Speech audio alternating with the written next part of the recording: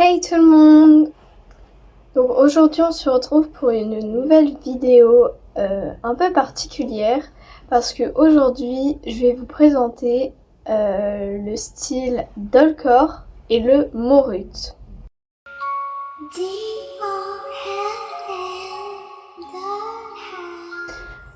Donc je vous laisse avec l'introduction. Ambiance douce, fond pastel, brumeux, musique éthérée, harpe ou piano lent. Dans le vaste univers des esthétiques en ligne, certaines tendances ne se contentent pas d'habiller le corps. Elles habillent l'âme. Elles traduisent les émotions, des blessures, des souvenirs d'enfance et les enveloppent dans la beauté. Le dollcore et le morut font partie de ces univers visuels rares, à la fois fragiles et dérangeantes, doux et mélancoliques. Deux visages d'une même idée, celle de la poupée. Symbole de perfection figée, de pureté mais aussi de perte et de silence. Aujourd'hui, cette vidéo propose d'explorer ces deux mondes. Le dollcore, tout d'abord, cet univers candide et romantique inspiré des poupées de porcelaine, puis le morut, son reflet plus sombre et brumeux, où la beauté se mêle au macabre. Deux esthétiques liées mais opposées, comme la lumière et son ombre. Alors, après cette introduction, je vais vous parler, j'ai mon PC devant moi, hein, j'ai le script devant moi, parce que sinon je vais pas m'en sortir, pour moi c'est comme un exposé. Donc, les origines et la philosophie. Le dollcore est une esthétique qui est née sur internet, évidemment dans les communautés de Tumblr. Beaucoup de styles ont été inventés sur Tumblr, comme le Dark Academia, le Coquette, etc. Beaucoup de styles en fait, et c'est surtout revenu au confinement, quand les gens voulaient un peu se changer les idées et essayer des nouveautés. Ils se sont rabattus sur Tumblr et ils ont, on va dire, repopé des styles qui étaient un peu mis au silence. Et évidemment Pinterest.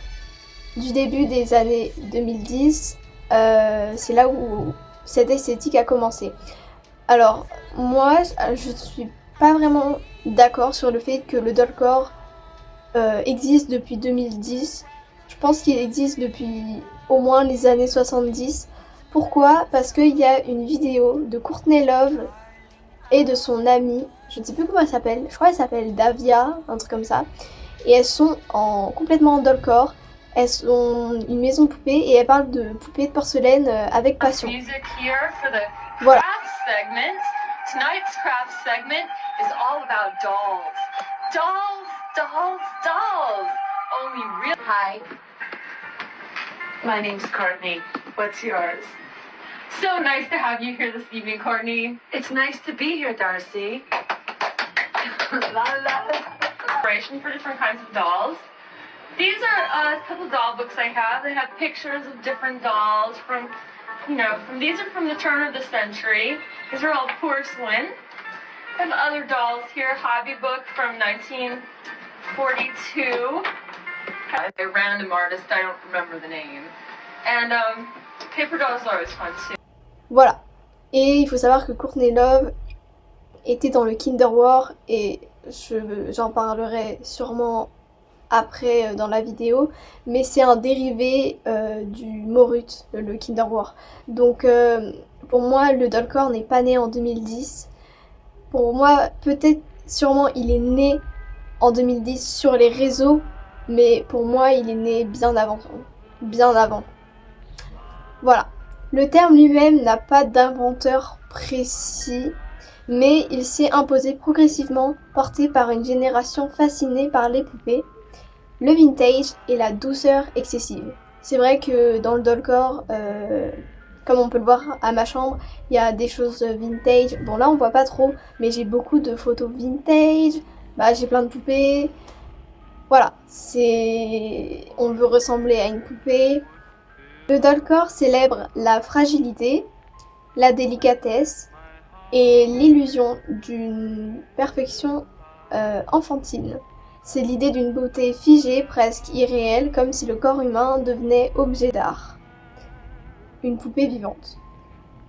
Et non, Non, non, non, ne nous sexualisez pas, s'il vous plaît. C'est juste que c'est vrai que nos habits, le maquillage, plus les accessoires, etc., ça fait un peu de nous comme des personnages pas déguisés, mais on va dire que on, on est en fait œuvre d'art, limite. Parce que, enfin, on n'est pas juste simplement habillé en fait, on est plus que ça. On veut transmettre un message à travers notre style.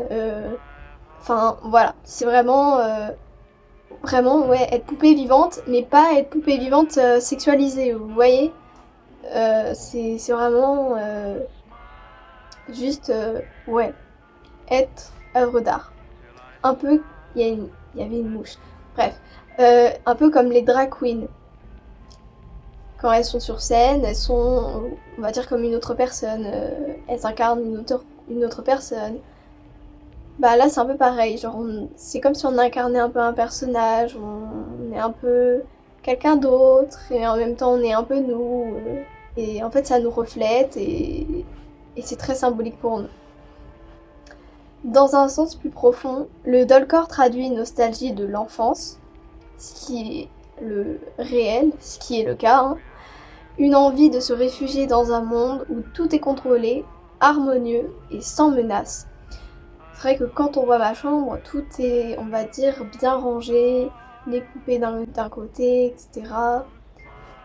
Et c'est paisible en fait. Genre, on sent que c'est paisible, c'est harmonieux, c'est... On se sent bien. Voilà, on se sent bien. Chaque détail compte. Les rubans, évidemment, hein, les rubans, voilà. Les volants, les tissus en mousseline. Alors, les tissus en mousseline, je suis pas trop... Non, enfin, pas forcément hein, de la mousseline, hein. Les bas blancs, pareil, genre, vous pouvez avoir juste des longues chaussettes ou des bas ou des collants. Les boucles, c'est vrai que les boucles, ça rend un petit plus. Mais pareil, pas forcément obligé d'avoir des boucles pour être dans le corps, hein. Vous pouvez mettre des perruques, faire des nattes, mettre des rubans. Enfin voilà. Les cœurs, les perles, les colliers. Oui, bon, voilà, les colliers, tout ça. Les cœurs, peut-être au niveau ouais, de la bouche, mais je vois pas trop. Mais voilà, les colliers, les bijoux, etc. C'est un univers à la fois doux et minutieux, où tout est calculé pour donner l'impression d'une pureté parfaite. Et ça, franchement, c'est réel. Tout est calculé. Dans le make-up, il faut que tout soit parfait, il faut que tout soit minutieusement bien mis.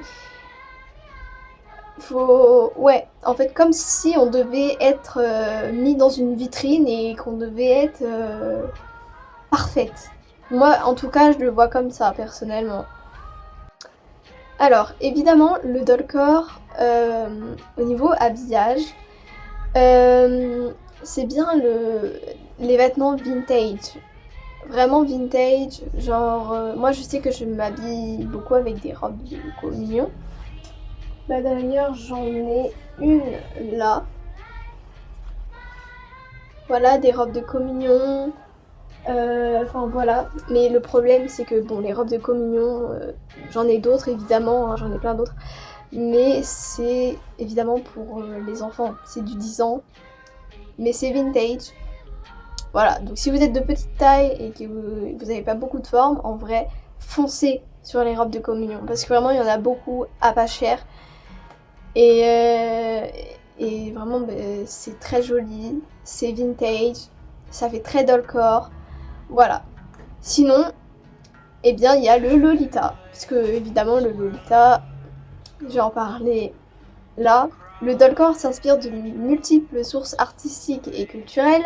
Les poupées victoriennes du 19e siècle, symbole d'élégance et de pureté. La mode Lolita japonaise, qui reprend les codes de l'enfance et du romantisme ancien. Donc, de toute façon, le Lolita se reprend du rococo, des poupées de l'époque victorienne. Donc, oui, vous pouvez vraiment porter du Lolita et être dollcore. moi par exemple, je sais que je me considère pas vraiment Lolita, malgré que je porte du Lolita. Parce que pour moi, genre, je suis dollcore. Voilà. Si je m'habille comme ça, c'est pas parce que je veux être Lolita, c'est parce que je veux être dollcore. Bref, voilà. Mais aussi, ça s'inspire des poupées articulées modernes, les ball jointing dolls. Je l'écrirai parce que je n'arrive pas à le dire. Mais c'est des poupées qui sont toutes articulées, genre elles sont toutes articulées. Bref, je pense que ça ressemble à mon collant en fait. Vous voyez, genre en mode c'est articulé. C'est ça de quoi ça parle. Je pense que je trouverai des images et j'en mettrai pour que vous voyez ce que c'est. Qui incarne cette fascination pour l'artificiel, le contrôle et la beauté parfaite. Certaines figures, comme Lulu Hashimoto, alors je ne sais même pas c'est qui, voilà. J'ai regardé un petit peu et tout, mais je ne connaissais pas cette personne. Mannequins japonaises masquées ont contribué à populariser l'image de la poupée humaine, un corps réel transformé en objet de fiction. Dans le dollcore, la frontière entre le vivant et l'inanimé s'efface.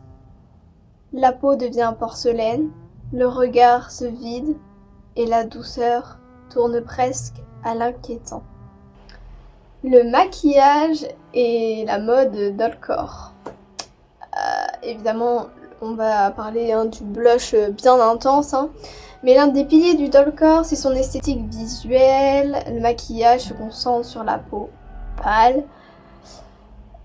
Comme j'ai là, en fait, moi j'ai mis du fond de teint blanc et j'ai rajouté un fond de teint normal. Bon, mon teint était plus blanc que porcelaine, mais en vrai, voilà, ça passe. Mais voilà. Les joues rosées, évidemment. Les yeux agrandis par le liner et le fard, comme on voit là. Évidemment, le blanc dans la muqueuse. Les faux cils, etc.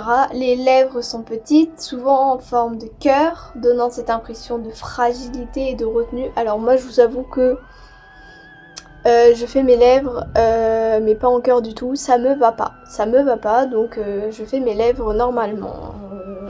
Voilà.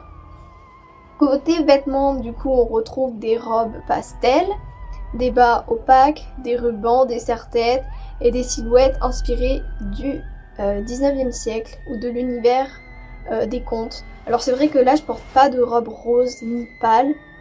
Je porte une robe, mais genre en fait il y a des petites filles et tout.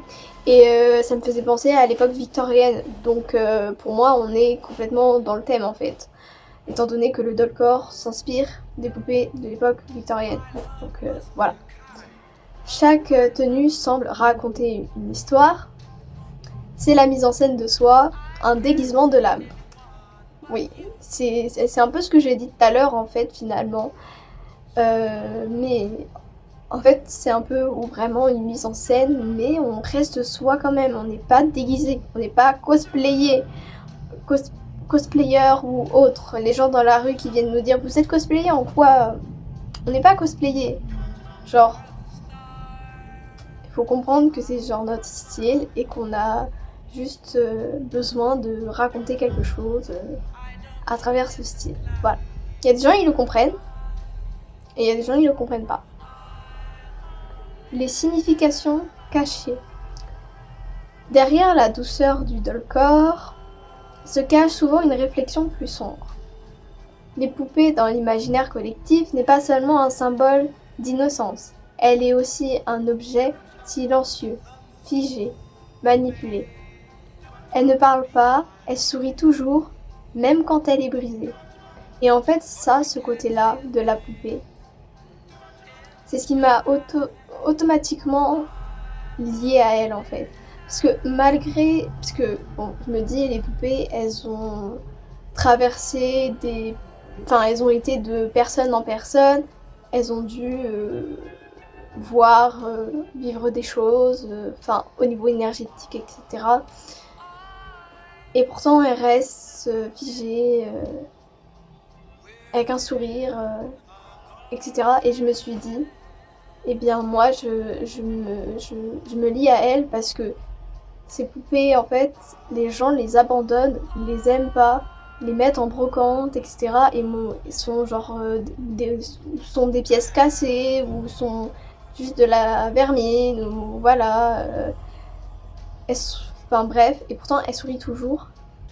Et je me suis dit, mais en fait les poupées et moi, ma vie, ça se ressemble. Et c'est là où en fait je suis rentrée dans le dollcore. J'ai commencé à dessiner des poupées et après en collectionner, etc. Et en fait c'est le style qui est venu à moi. C'est pas moi qui ai choisi ce style. Vraiment, je pensais que j'avais inventé un style. Non, bah non, j'avais pas inventé un style parce que ça existait déjà. Mais bon, c'est pas grave. Mais en fait, je me sentais connectée en fait aux poupées dans cette manière-là en fait, genre qu'elles ont peut-être vécu des trucs horribles, mais elles sont figées et elles sourient toujours. Et moi, je veux être là pour elles en mode comme une mère. Enfin, c'est un peu bizarre dit comme ça, mais j'adore les collectionner. Je me ressens en elles. Basta. Voilà, je sais pas quoi dire d'autre. C'est très symbolique le dollcore, on le dit depuis le début, hein, mais c'est très symbolique. Il n'y a pas de truc bizarre ou quoi que ce soit, c'est juste symbolique. Beaucoup de personnes qui s'identifient à cette esthétique y trouvent un écho intérieur, celui d'une enfance perdue. C'est ça que je voulais dire tout à l'heure. L'enfance perdue, des traumatismes et une volonté de se protéger derrière quelque chose d'enfantin en fait. Une façade candide, parfaite, pure. Voilà. Le dollcore devient alors une forme d'expression identitaire, une manière d'exister à travers la beauté et la maîtrise absolue de son image, ce qui est vrai. C'est une esthétique introspective autant qu'esthétique. Et oui, c'est vraiment beaucoup d'introspection parce que, comme je vous l'ai dit, c'est symbolique. Donc voilà. Et esthétique. Chaque accessoire, chaque couleur, chaque texture est un symbole. Voilà. Les influences et l'évolution. Le dollcore a profondément marqué les années 2010, donc entre guillemets les débuts mais par internet, et 2020.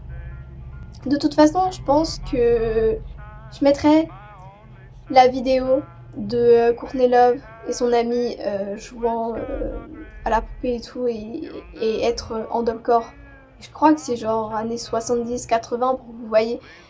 Mais voilà. Mais bon, bref. Le dollcore a profondément marqué les années 2010 et 2020. Et 2020, je pense que c'est quand il y a eu le confinement. On retrouve des traces dans le coquette-core. Oui, ça a inspiré le coquette. Ça a inspiré le baby-core. Bon alors je m'étalerai pas sur le babycore, mais en gros c'est une esthétique basée sur un peu les choses très très enfantines là pour le coup, genre babycore. Je crois que c'est ça, je m'y connais pas trop sur le babycore. Et le dollette, c'est un peu le coquette mais en 100 fois plus féminine. Ou encore le soft goth. Je connais pas le soft goth, je me suis pas renseignée dessus. Il est inspiré des créateurs de mode, des musiciens, des vidéastes et des artistes plasticiens. Évidemment. J'avais un artiste plasticien qui avait fait un truc avec une poupée. Et si je le retrouve dans ma galerie, je vous le mettrai en photo. Si je le trouve pas, ben tant pis. Tant pis. Mais bon, voilà. Des vidéastes, j'essaye d'en trouver, oui. Oui. Mais le problème, c'est que les vidéastes, il y a des courts-métrages faits avec des poupées, mais ça date de 1900 et des bananes. C'était les tout premiers courts-métrages.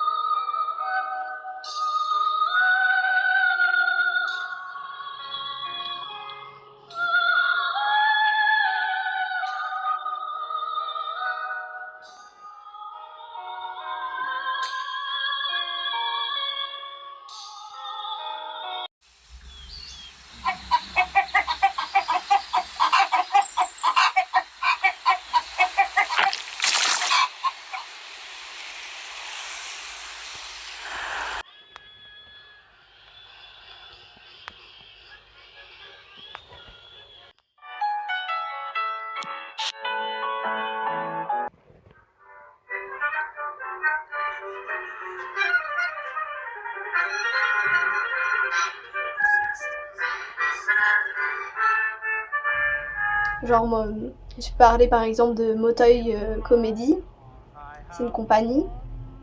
Ils ont fait un court métrage un peu creepy avec des sortes de poupées en stop motion, etc. Ça date il y a très très longtemps. Pareil, je vous mettrai en vidéo. Je vous le mettrai en vidéo pour que vous voyez un petit peu de quoi je parle. Des musiciens, bah évidemment, on va parler de Nicole, de Loganger, Sophie Woodhouse, Bambi Baker et évidemment Baby Bugs, Tiny Harbin, plein d'autres. Moi aussi, moi, parce que je fais de la musique aussi, voilà. Mais là, ce sera plus du côté Morut. Donc je reparlerai de ces artistes-là quand on passera au Morut, du coup. Voilà. Des maisons comme Simone Rocha ou la maison Margiela ont utilisé cette imagerie dans leur collection. Robes diaphanes, maquillage d'enfants, cils de poupée, tissus transparents. Sur les réseaux, les créateurs visuels jouent avec les filtres pastels, la lumière douce, la police, une sorte d'idée digitale de la perfection. Je sais pas si vous vous rappelez, mais la maison Margiela, je ne sais pas comment on dit, avait fait un défilé et avait fait un make-up doll et avec un masque bizarre sur la tête pour que ce soit brillant. Et après, c'en est venu le Cracked Doll make-up. Il y a eu.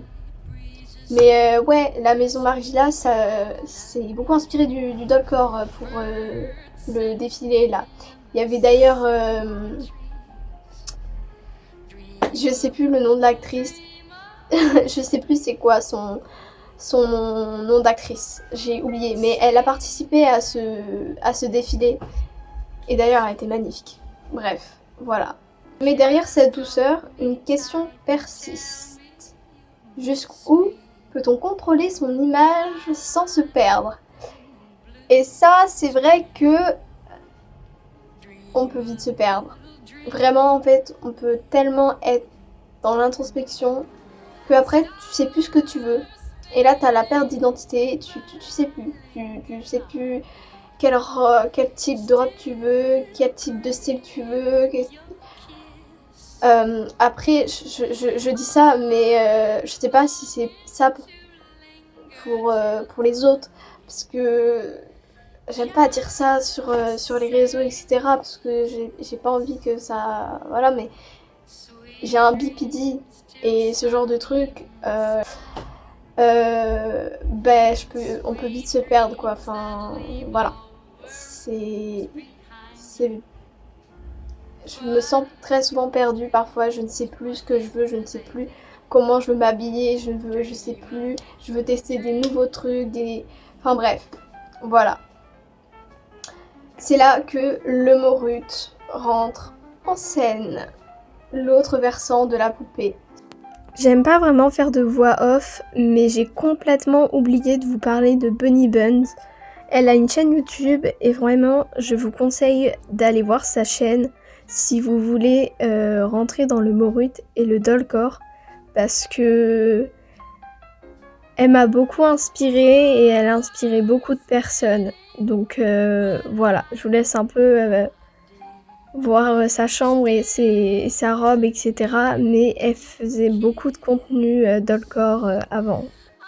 Encore une fois, en voix off, j'ai complètement oublié de vous parler de personnes qui avaient le style Morut et dollcore tout en étant un garçon. Le style dollcore et Morut n'est pas fermé que aux femmes et à la féminité. Tout le monde peut être Morut. Celui où la perfection s'effrite. Le dollcore incarne la beauté, la lumière, l'illusion de la pureté. Mais dans son ombre se cache un univers parallèle, celui où la porcelaine se fendille, où le joli devient étrange. Ce monde s'appelle le Morut. Donc nous revoilà, mais cette fois-ci nous allons parler du Morut.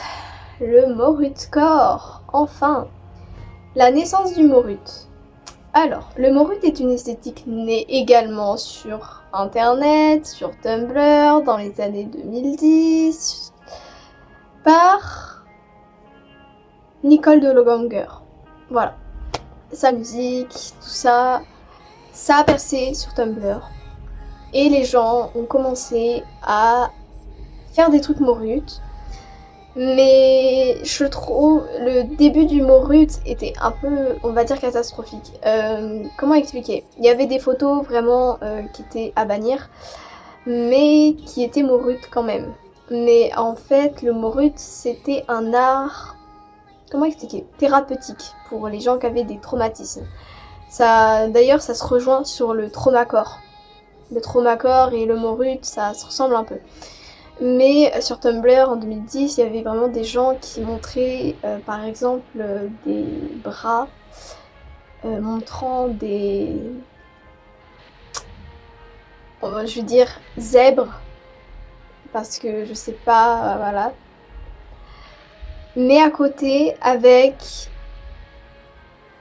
des trucs religieux. Sur les photos, c'était ça, c'était vraiment du zèbre avec, je sais pas, un petit flacon d'eau bénite, un chapelet, un truc religieux, une poupée. Genre, vraiment, il y avait une dichotomie entre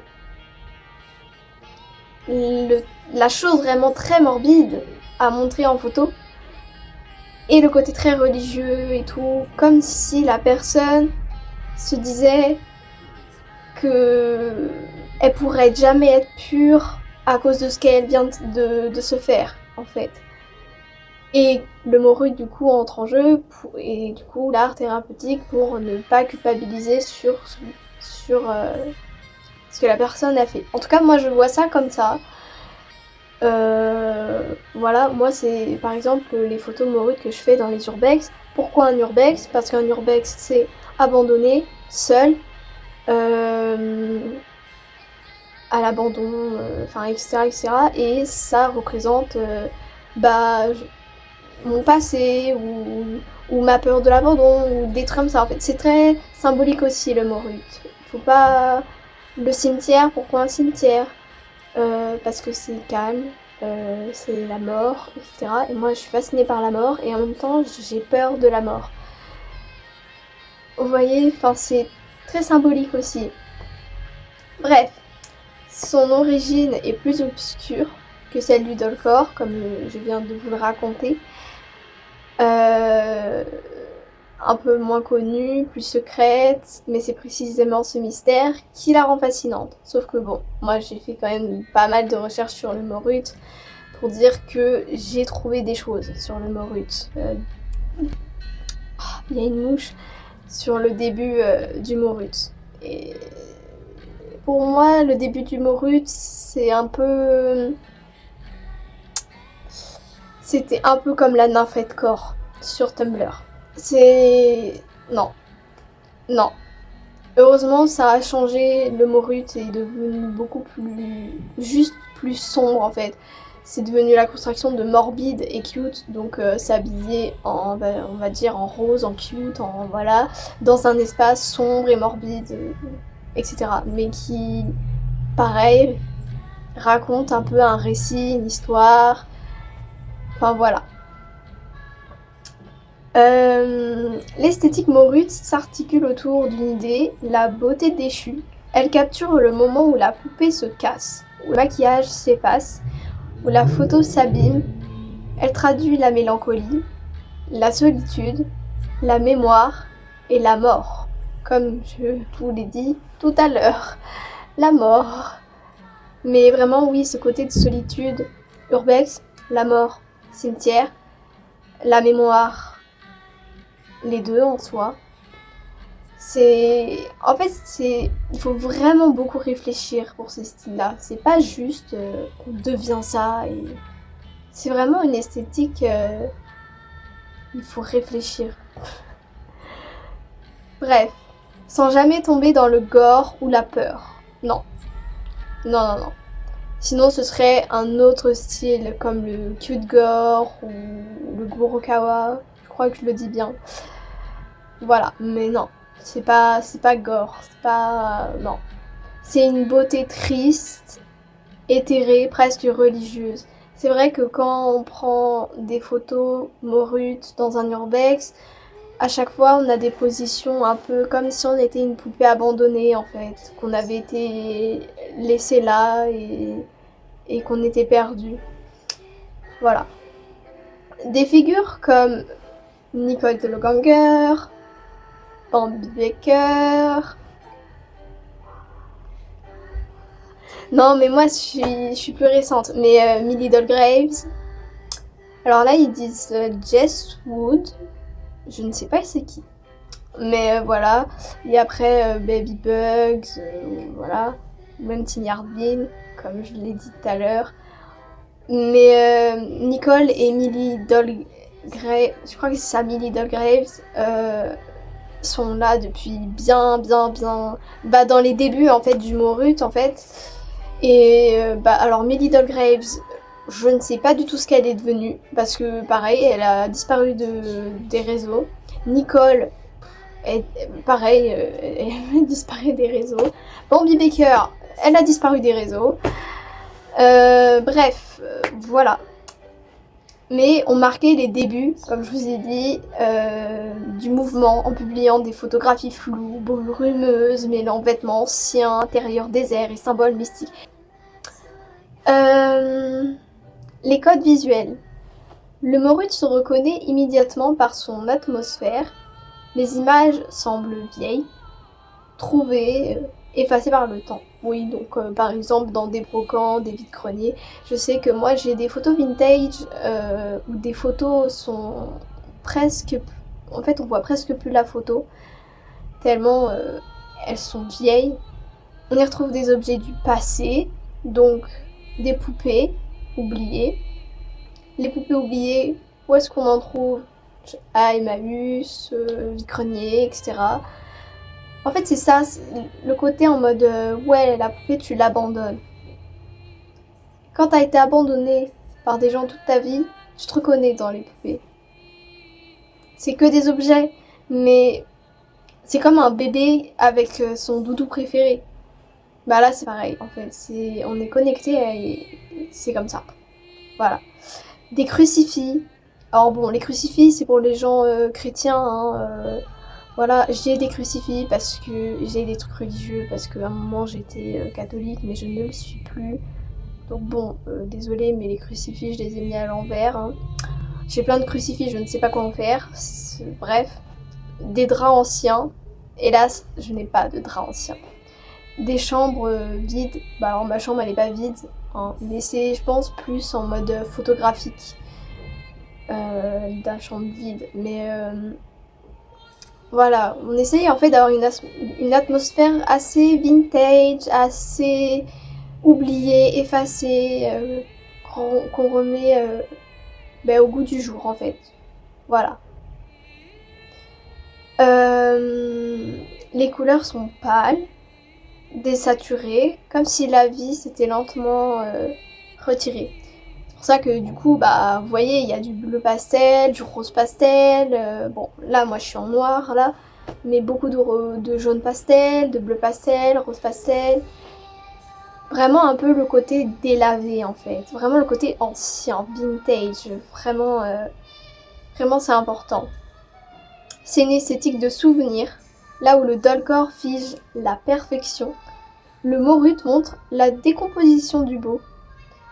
Ça me fait un peu penser à Baudelaire, le spleen et l'idéal, où il arrive à me montrer quelque chose de morbide en quelque chose de magnifique à lire, comme la charogne. Je sais pas si vous voyez, mais moi je vois ça comme ça. C'est le moment où la lumière devient poussière, où la pureté s'efface lentement. Symbole et émotion. Le Morut joue sur la dualité entre la délicatesse et le malaise. Alors le malaise, oui, parce que bon, les vidéos évidemment que j'ai pris dans les cimetières, etc., ça a beaucoup fait jaser. Hein. Sur mes lives, on m'a déjà sexualisé pour mon style. Enfin bref, le malaise. On y parle d'enfance perdue, de mort symbolique, de rédemption et d'abandon. Voilà. Et en fait, c'est un peu con ce que je vais dire. Hein. Genre vraiment, là, c'est vraiment entre parenthèses, vraiment. Mais j'ai remarqué que les gens qui avaient très souvent un BPD, peut-être genre une autre neuroatypie, mais étaient Morut et Dolcor. Voilà. Parce qu'on a tellement été abandonnés, on a tellement une peur de l'abandon que ça nous parle en fait. Vous voyez? Mais c'est vraiment un entre parenthèses. Genre vraiment, là je suis pas du tout en train de dire ouais tous les gens qui sont borderline sont Dolcor et Morut. Mais je trouve qu'il y a beaucoup de gens, Morut et Dolcor, sont neuroatypiques à leur tour, genre sont borderline ou autres bipolaires ou autistes, enfin ou les trois ensemble, enfin bref. Mais c'est ce que j'ai remarqué en fait, et c'est ce que j'ai aussi remarqué avec ma copine, et elle m'a dit mais c'est vrai ça, c'est assez étrange en fait, genre bref, voilà. C'est un style qui questionne que devient la beauté quand elle n'est plus parfaite, que reste-t-il quand l'objet se brise. Les émotions dominantes sont la mélancolie, la douceur et la fascination pour ce qui est abîmé. L'imperfection devient une esthétique, les fissures deviennent poétiques. Et oui, parce que comme je le répète, ça se transmet en nous. En fait, ça met en nous quelque chose qu'on a déjà ressenti en fait, comme traumatisme. Et du coup, nous, on le ressent en fait dans cette esthétique-là. C'est pour ça que voilà. Voilà. Le Morut, c'est vraiment pas joyeux. Hein. C'est pas du tout joyeux. Alors, pour, on va dire, l'expression artistique. Dans la mode, on va dire, le Morut se traduit par des vêtements usés, des matières naturelles, des couleurs passées, des pièces qui semblent avoir vécu, qui portent une mémoire. On peut y voir, une approche plus émotionnelle, presque spirituelle du vêtement. Chaque texture raconte une histoire. Ça, c'est ce qu'on avait lu en vrai pour le Dolcor. Ça disait un peu la même chose en fait. Les artistes visuels utilisent souvent le flou, la surexposition, les filtres analogiques. Le résultat, des images qui ressemblent à des souvenirs brisés, suspendus dans le temps. C'est vrai que quand on fait des photos Morut, on aime bien que ça fasse comme si c'était figé dans le temps. Et ouais, c'est comme ça. Avec le temps, le Morut a inspiré de nouveaux esthétiques hybrides. Le dark coquette, le gloomy coquette, le creepy cute, ou même des styles musicaux et visuels alternatifs, évidemment, comme les artistes musicaux que j'ai dit tout à l'heure. Et d'ailleurs, moi-même, genre, je m'en suis inspirée, voilà. Écoutez ma musique. Je fais ma pub. Il a redonné une place à l'émotion, à la vulnérabilité, à la poésie du lait. Pas le lait à boire, hein, la laideur. Dans les années récentes, il ressurgit sur TikTok, Instagram et dans les galeries d'art numérique. Les artistes utilisent le Morut pour parler du deuil, du passage du temps ou simplement de la beauté imparfaite. Alors, il faudrait que j'essaye de voir des artistes qui auraient fait ça, mais je vous avoue que j'ai un petit peu la flemme. Je sais pas qui aurait pu faire ça. Parce que, à part le Cracked Doll Make-up, par exemple, qu'on a pu voir sur TikTok et Instagram, mais après, dans les galeries d'art, là, j'ai un peu la flemme de faire des recherches sur ça. Là où le Dolkor cherchait à se protéger du monde, le Morut accepte d'emporter les cicatrices. C'est ça. Le Morut, c'est on va dire un esthétique pour expier un peu les traumas, l'abandon, le rejet, le fait que les gens ne veulent pas de toi, etc.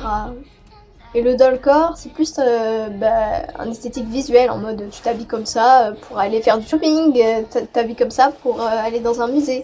Vous voyez? Voilà, c'est vraiment deux faces. Ça se rejoint, mais c'est deux faces. Donc là, on arrive à la conclusion du coup. Le Dolkor et le Morut ne s'opposent pas vraiment. Ils se complètent. L'un représente la perfection rêvée, l'autre la fragilité du réel. Deux façons d'exprimer une même vérité. La beauté n'est jamais seulement jolie, elle est souvent mélancolique, complexe, troublante. Dans un monde où tout est éphémère, ces esthétiques rappellent qu'il existe encore des espaces pour rêver, se souvenir et ressentir. Des univers où la douceur et la douleur se rencontrent, pour raconter ce qu'il y a de plus humain, le besoin d'exister, mais quand on se sent cassé. Même quand on se sent cassé, pardon. Merci d'avoir regardé cette exploration du Dolkor et du Morut. Si ces esthétiques vous inspirent, laissez un commentaire et dites laquelle résonne le plus avec vous. Abonnez-vous pour d'autres plongées dans le monde des esthétiques oubliées. Voilà, j'espère que vous avez aimé la vidéo. J'ai beaucoup aimé la faire. J'espère que vraiment les explications seront bien faites, que les montages aussi, que voilà, que tout concordonne, pardon. Mais voilà, ça me tenait vraiment à cœur de faire cette vidéo et j'espère que elle vous plaira aussi. Au revoir!